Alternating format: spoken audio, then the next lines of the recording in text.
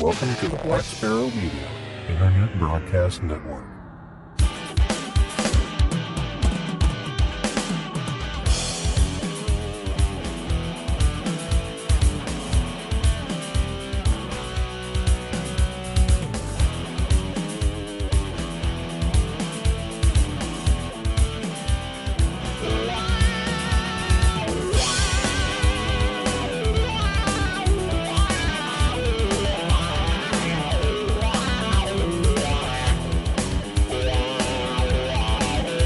You are listening to Linux in the Ham Shack. LHS is a podcast about Linux, open source, and amateur radio, for everyone. Now here are your hosts, Cheryl, W5MOO, Russ, K5TUX, and Bill, NE4RD. Well, hello everybody and welcome. You have tuned in to episode number 602 of Linux in the Ham Shack, the most terrific amateur radio podcast on the internet. Thank you for joining us tonight. We have a short topics episode for you. And before we bring you those short topics, we will go ahead and introduce ourselves for the on assignment. Cheryl, W5MOO. I'm Ross, K5TUX. And I'm Bill, NE4RD.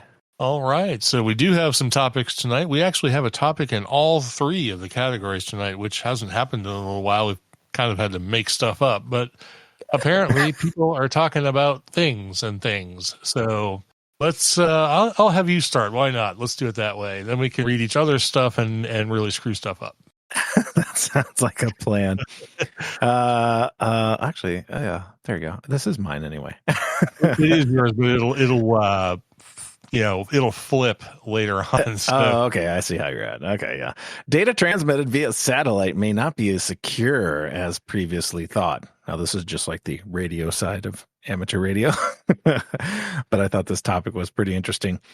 Researchers from the University of California, San Diego, and the University of Maryland scanned 39 of these satellites from a rooftop in Southern California over 3 years.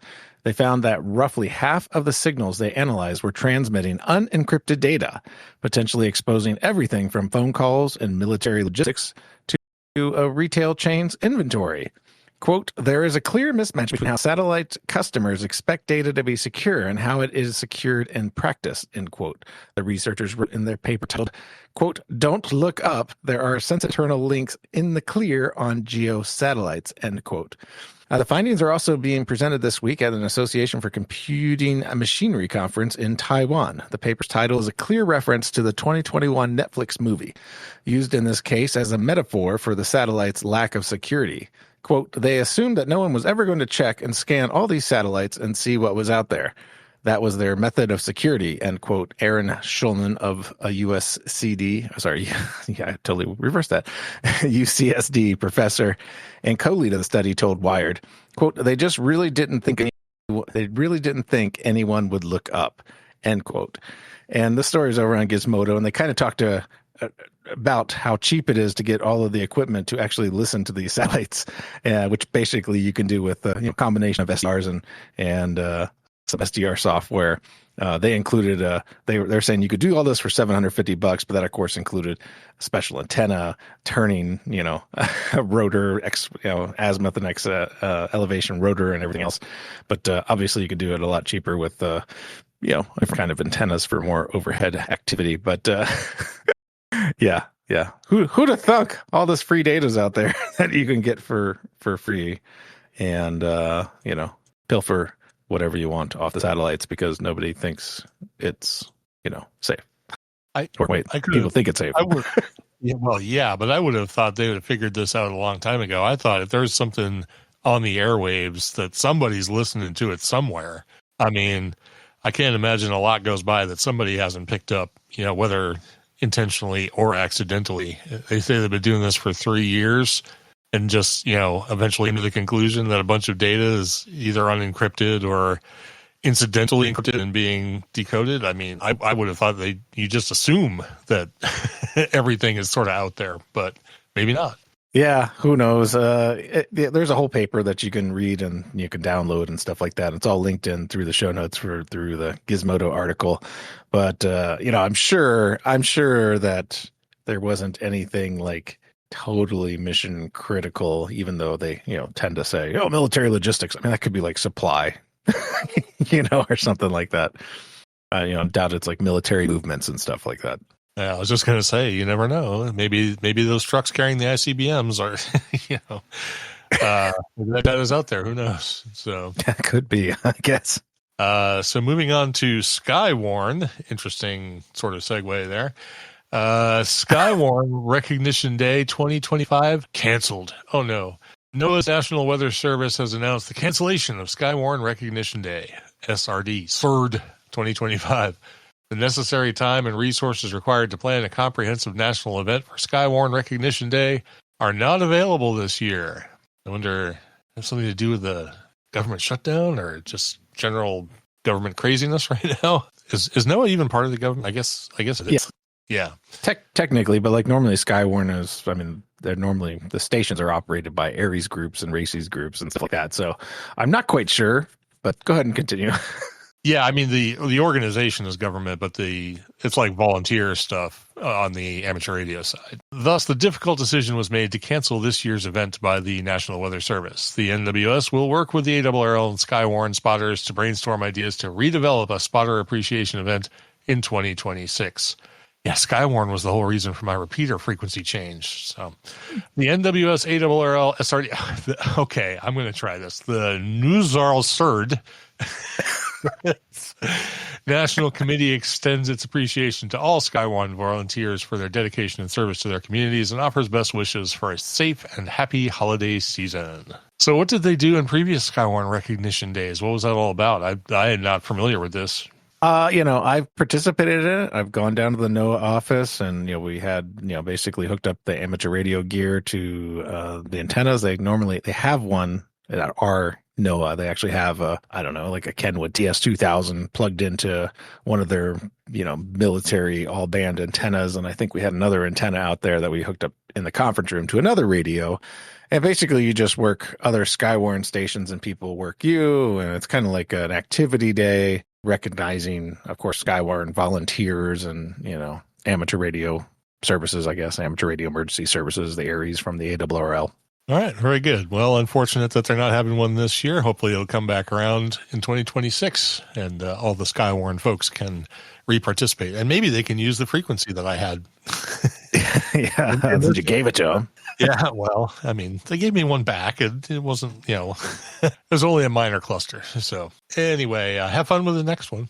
Yeah, this one's long. Jeez. Well, you should have seen what it was before I cut it down. So I think we can get through it. Okay, we'll try this out. The WIA announces sweeping band plan audit. The last major revision of the Australian National Amateur Radio band plans administered by the WIA, which is the Wireless Institute of Australia.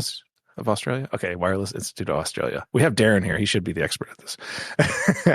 Was carried out almost a decade ago. Yeah, that, he says. At that time, major changes were mostly made to the 30-meter, 2-meter, and 70-centimeter bands. With the various changes to the amateur radio regulations since that time, including some spectrum losses and gains, it is now necessary to update the band plans to both reflect those regulatory changes as well as update them with information on current centers of activity. The WIA-TAC...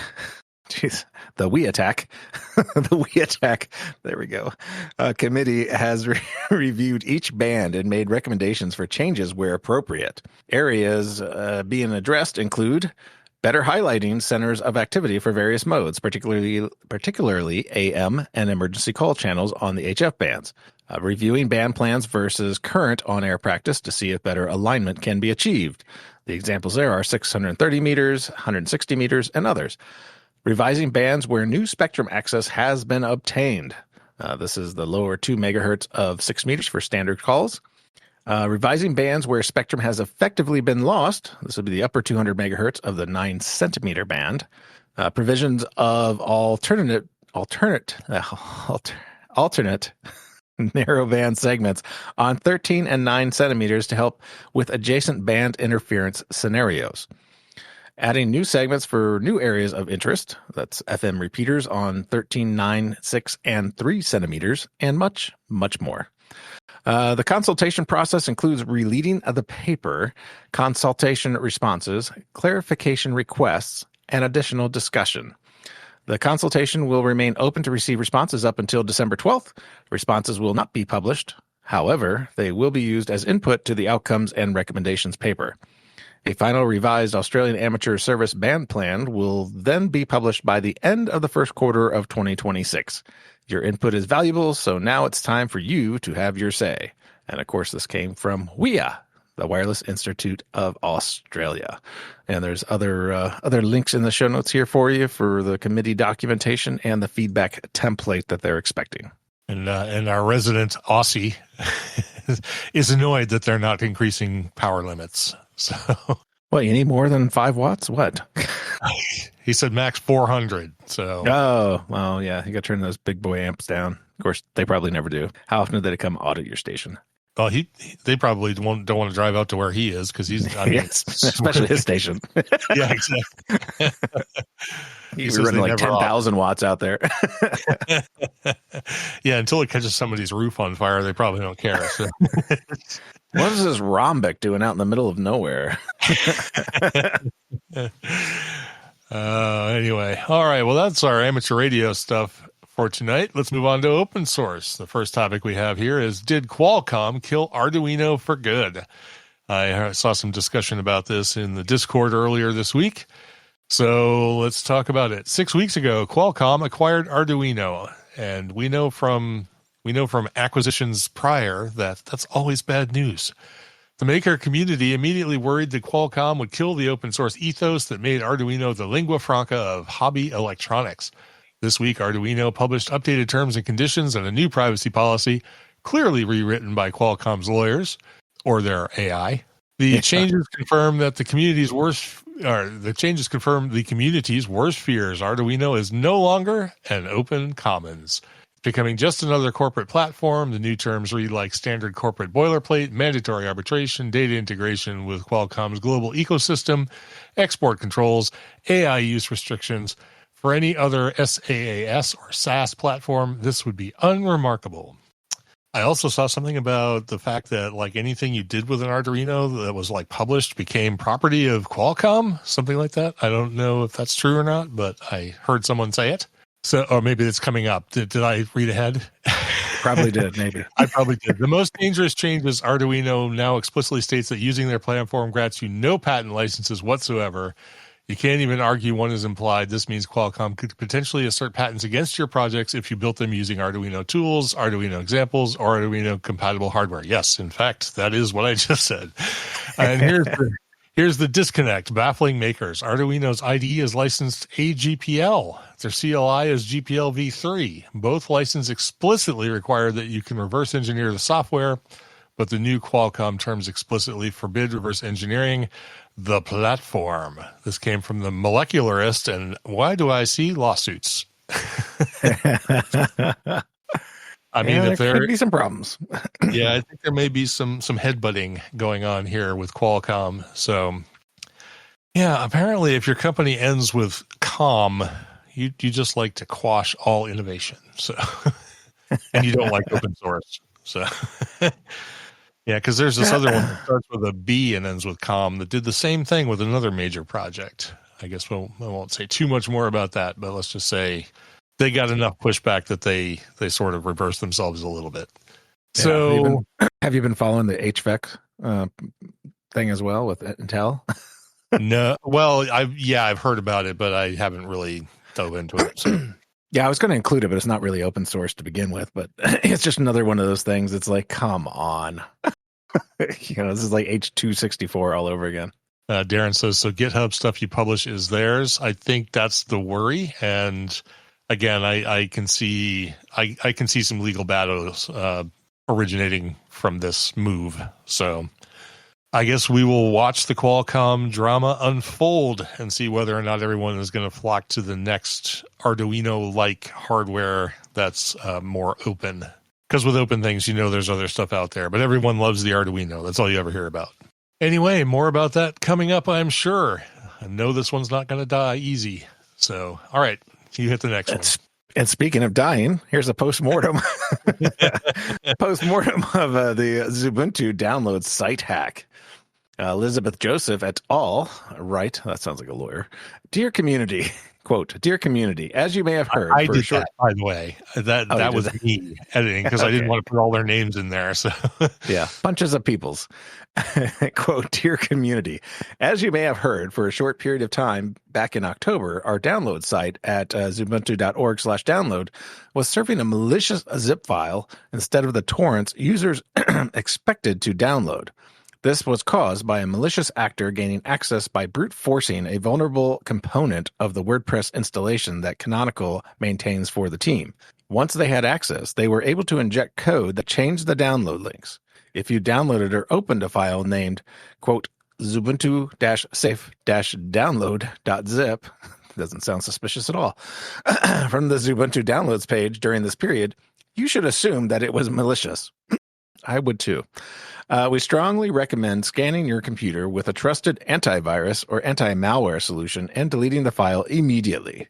Your currently installed version of Xubuntu was never at risk. Still, this is obviously a serious breach of trust, and all of us on the Xubuntu team are incredibly sorry for the impact it caused. We've decided to switch to Hugo, a static site generator written in Go, which will completely eliminate the type of attack vector taken advantage of. We will launch soon as we launch our new website and close in on our next long-term support release in the few months. We're excited to see our project continue to move forward with your support. End quote. And of course, this came on the Xubuntu users mailing list. Yep, I had not actually heard about this, and I just saw it, and I was like, "Oh, that's kind of interesting." I didn't know, and the first thing the first capitalized word in that thing that stuck out to me was WordPress. Yeah, the bane there's of never been a everybody's problem existence. There's never been a bug in WordPress. I don't know how this could have happened. So, yeah. I'm slowly thinking like anything I've done in WordPress needs to be static site. Yeah. I only make it WordPress for other people to use it. I don't need it. Right. But it's like, you need to have something so that, the mere mortals can create dynamic websites. This kind of, I almost put another story that would have been along the same vein. And that's all the recent NPM attacks with malicious software as well. It's just running rampant.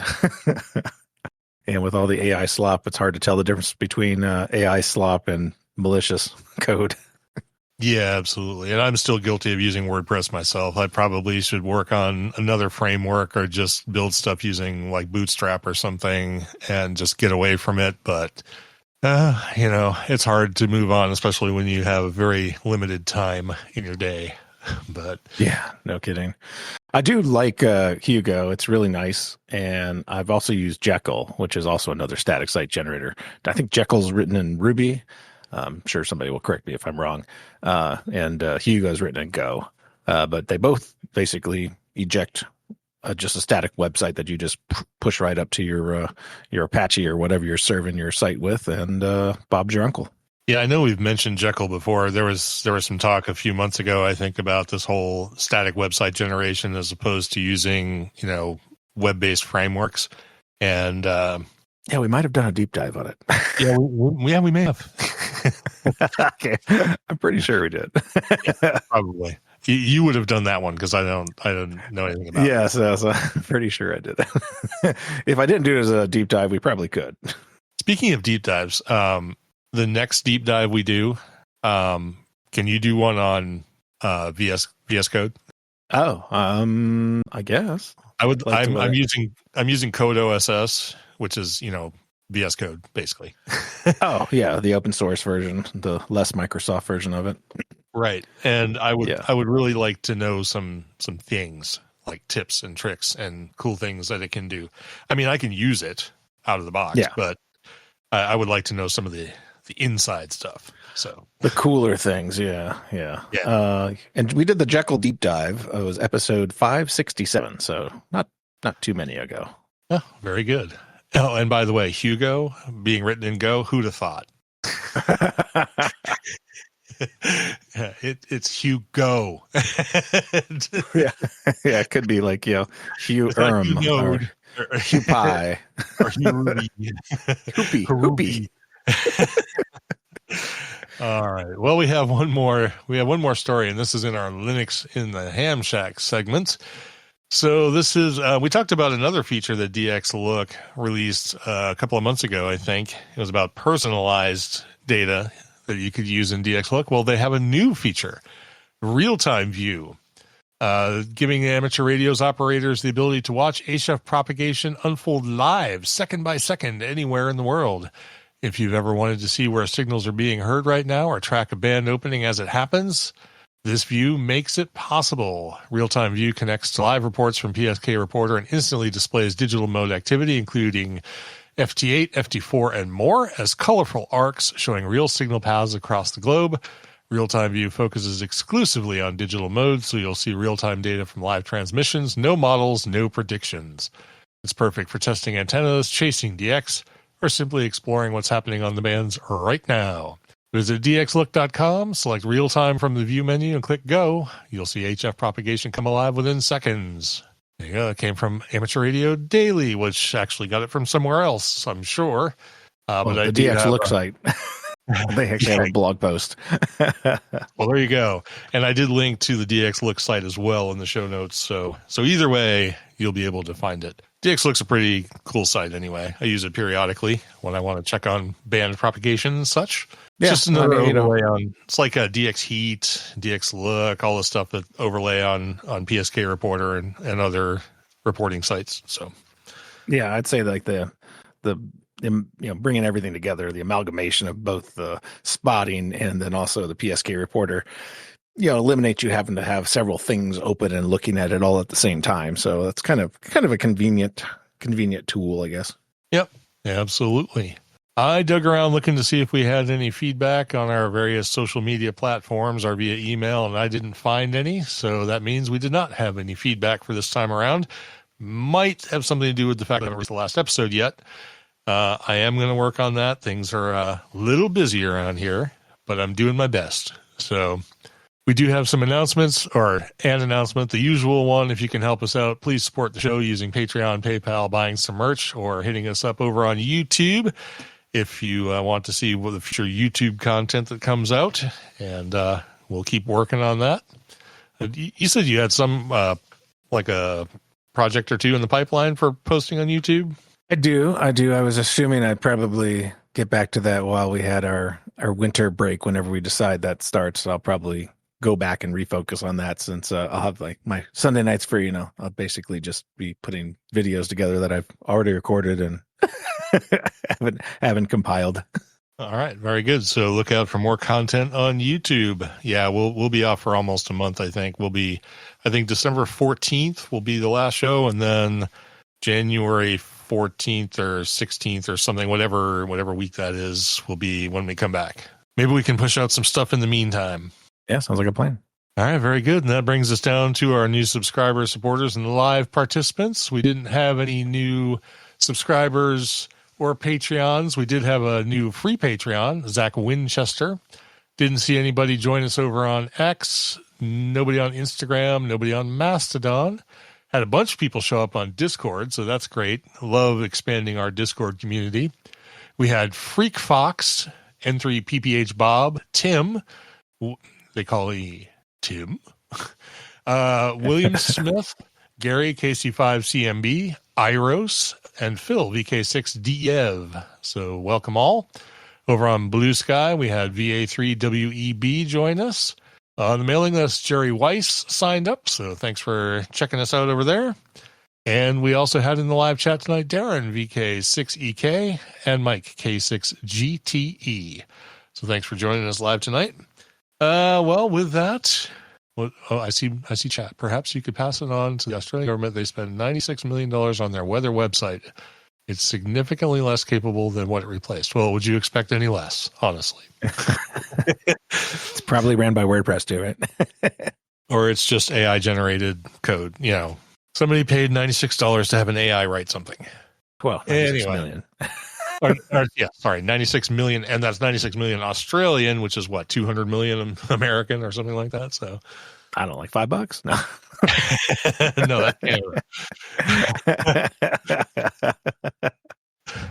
All right. Anyway, thanks for everybody for tuning in tonight for episode number 602 of Linux in the Ham Shack. We really appreciate you listening, and we'll let you get back to whatever it was you were doing, and hope you have a great week, and we'll join us for our weekender the next time around. And in the meantime, we're going to get on out of here. We'll catch you all very soon. This has been episode number 602 of Linux in the Ham Shack, and for the On Assignment Cheryl, W5MOO, I'm Russ, K5TUX.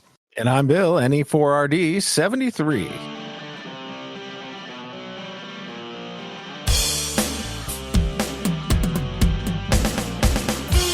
Thank you for listening to this episode of Linux in the Ham Shack.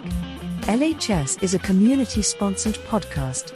Live recordings are Sunday nights at 8 o'clock Central Time. Our homepage can be found at lhspodcast.info. You can support the podcast via Patreon at patreon.com/LHS podcast. We're also on Discord, Facebook, Instagram, YouTube and Mastodon. Contact us via email at info@lhspodcast.info or via voicemail at 190954776469. That's 1909 LHS show. We also have merch. So until next we meet, remember to always heed your hedonism.